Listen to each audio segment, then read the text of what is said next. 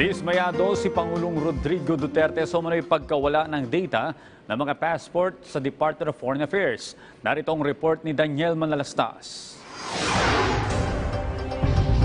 Kinumpirma ng Malacanang na hindi gusto mangyari ni Pangulong Rodrigo Duterte ang pagkawala umano ng mga data ukol sa Philippine passport. Ayon kay Presidential Spokesperson Secretary Salvador Panelo, gayunpaman ayaw muna magkomento ng palasyo hanggat hindi pa kumpleto ang mga dokumento ukol sa usapin. Dapat aniyang magpresenta ng ebidensya sa nangyaring passport data mess. President, of course, doesn't want this birth certificates being lost. Even without him saying it, hindi dapat mangyari yan. But hindi pa nga natin alam exactly kung nandyan o wala. Kasi may nagsasabi nandyan. Kasabing wala, ano ba talaga? So let's wait. Ayon kay Panelo, marami kasing espekulasyon at may ilang balita rin anya kasi na hindi naman talaga nawala ang mga data.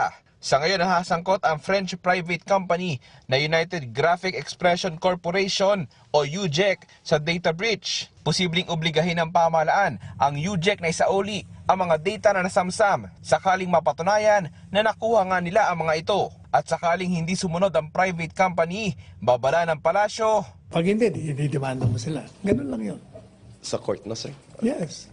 Kung mandamos, mga ganun, ano bang klaseng petition yun? Mag-file ka ng recovery ng mga dokumentong na baka demanda pa natin sila ng theft. Siniguro rin ng Malacanang na hindi palalampasin ang mga ganitong pangyari at hahanapan ng solusyon. Makakaasa rin ayon sa palasyo ang sambayanan na hindi ito mauwi sa pagantala ng passport renewal. Definitely, we will not allow any delay on the issues of passports or putting stringent requirements that will burden our people into getting their passports. Daniel Manalastas para sa Bayan.